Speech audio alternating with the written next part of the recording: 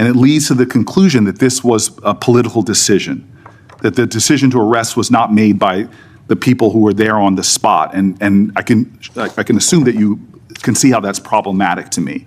The agents and the attorneys are working with Homeland Security. They're all working together as a unit.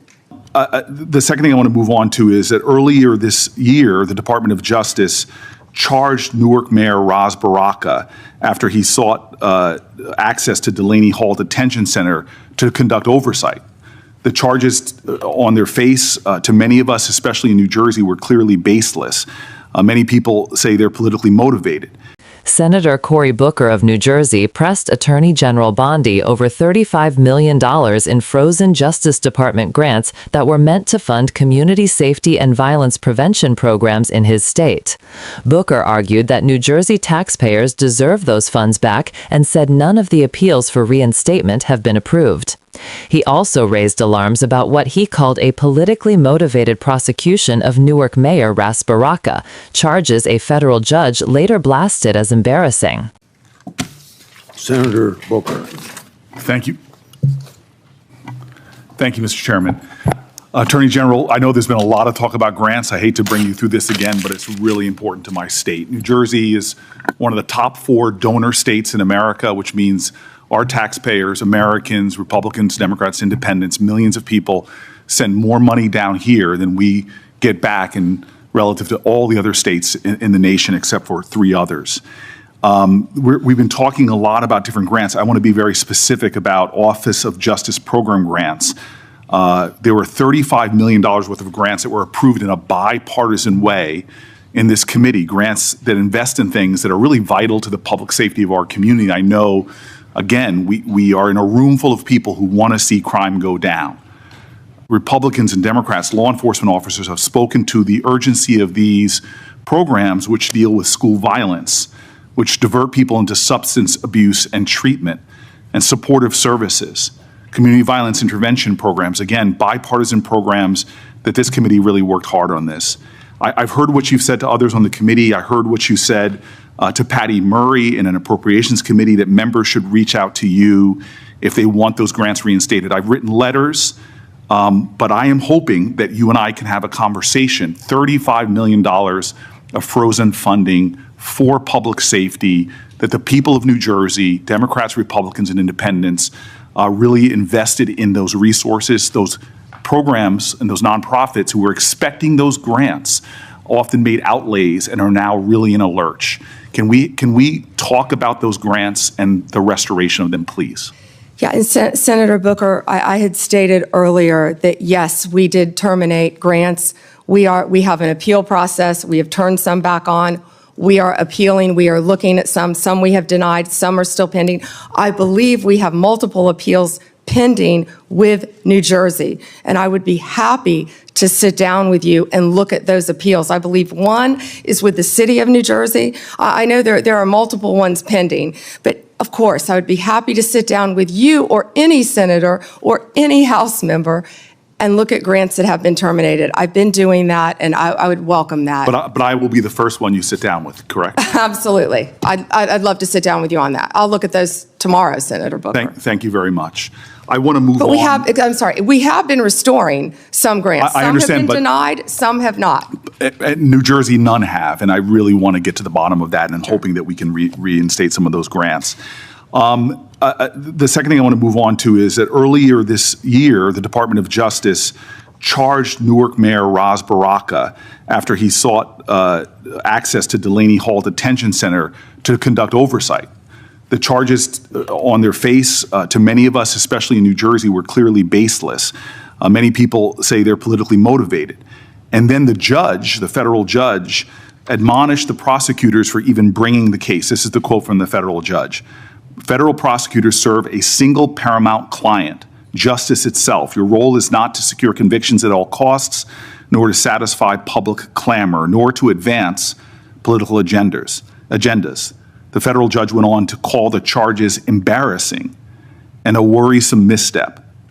Mayor Baraka was arrested that day on the scene, and I know you understand this, to arrest a mayor of a major city on charges that were called by a federal judge embarrassing and a worrisome misstep is very concerning to me, and I think should be to the whole committee.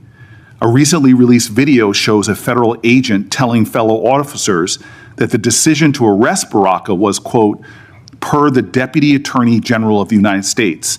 And I'm assuming that person is Todd Blanche. This is evidence to me that this decision wasn't made by people on the ground in the field, but by Maine Justice, that they were directing an arrest from DC on the scene. And it leads to the conclusion that this was a political decision, that the decision to arrest was not made by the people who were there on the spot. And I can assume that you can see how that's problematic to me.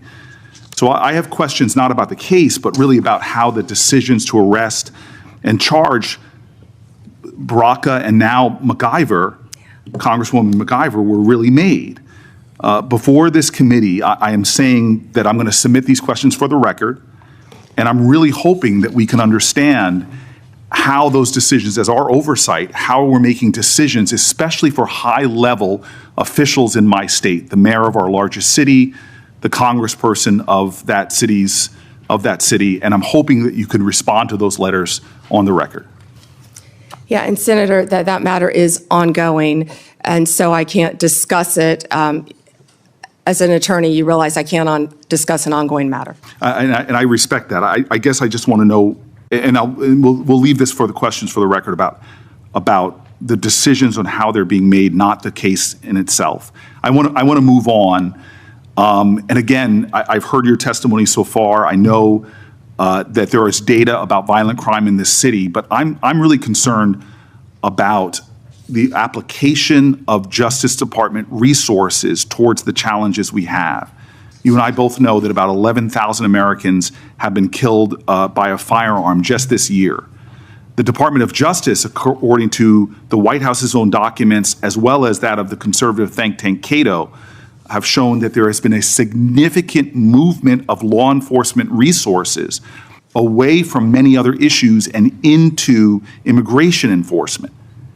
And we are seeing that in that immigration report, a lot of the people are not the violent criminals that we are really needing to rid our streets of. In total, according to the Cato Institute, you've reassigned 7,460 law enforcement away from their primary duties, investigating drug traffickers, prosecuting child pornography, targeting high-value white-collar criminals, and again, forcing them, this is according to the Cato Institute, into low-level immigration enforcement. This includes, in terms of gun violence, 1,778 agents from the ATF to this kind of immigration enforcement. The White House itself has said that they diverted 45% of all of agents in 25 FBI field offices to work on immigration full-time. As a person who worked very closely in my time as mayor with the New Jersey field office, that's really concerning given the other threats. But it doesn't end there.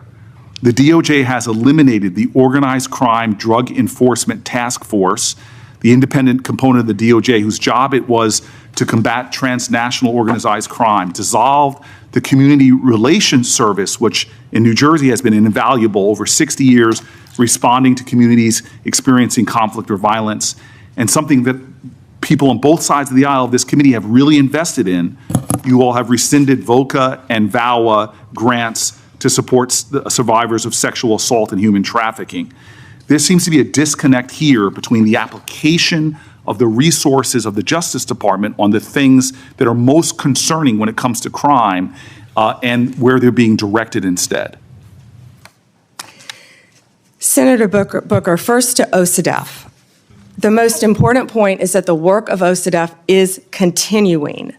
The executive office is being dissolved. We have said that, but the work of OCDEF is continuing. The resources that were previously provided to law enforcement organizations through OCDEF are now going directly to those organizations. I will assure you, no work will be sacrificed as a result of getting rid of the executive office of OCDEF. The agents and the attorneys are working with Homeland Security. They're all working together as a unit.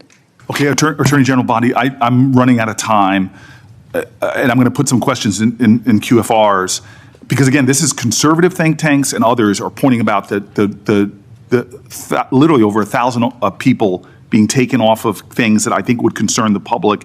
I'd like to get that, but I also just want to quickly mention that for the record, I want to ask about the public corruption unit as well. We now have gone from a public integrity section that went from 36 full-time prosecutors to now only 2.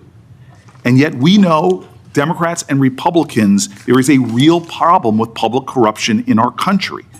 And we know that the DOJ has stopped enforcing the Foreign Corrupt Practices Act, disbanded the Foreign Influence Task Force, dismissed the indictment against Trump donor Andrew Weidenhorn, cut back on white-collar investigations. My list goes on. I'm running out of time, but I will ask for the record against not only reassigning officers and prosecutorial resources from the other things I mentioned, but public corruption is really important. I want to talk about an area of bipartisanship on this committee, which is antitrust. This is a very bipartisan area. In June, the Antitrust Division finalized a proposed consent decree with Hewlett-Packard Enterprises and Juniper Networks, settling the DOJ's challenge to the company's $14 billion merger. Reportedly, your Chief of Staff, Chad Mizell, and Acting Deputy Attorney General Woodard overruled career antitrust staff and approved the merger. This is a massive area of concern for Americans writ large.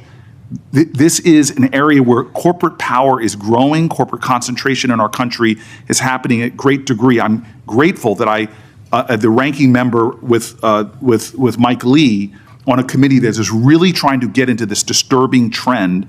And the issues right now in the Justice Department, the resources being put on it, and the appearance of improprieties that we're seeing are troubling. All I want to ask as my final question is, would you commit just to talk about antitrust, to coming before the antitrust subcommittee led by Senator Lee to discuss antitrust enforcement in our country? We're over time. May I answer, Chairman? Yes. Senator Booker, I work hand in hand with Gail Slater. She is doing an incredible job. I said that earlier. I will let Gail Slater handle all matters with antitrust. The HP matter, Juniper, is a pending matter still because, as you know, it has to go before the courts, even after a decision has been made, and that's where it's pending right now. If I can go back to your previous 2 questions, first about our agents being reassigned. Our agents are working tirelessly on their day jobs and with Homeland Security, and right now they're not getting paid, and they're on the streets during a government shutdown working to keep every city in this country safe, in New Jersey and in every state. They're working together with DHS on task forces, but they're also doing their core mission, and they're getting child predators off the street.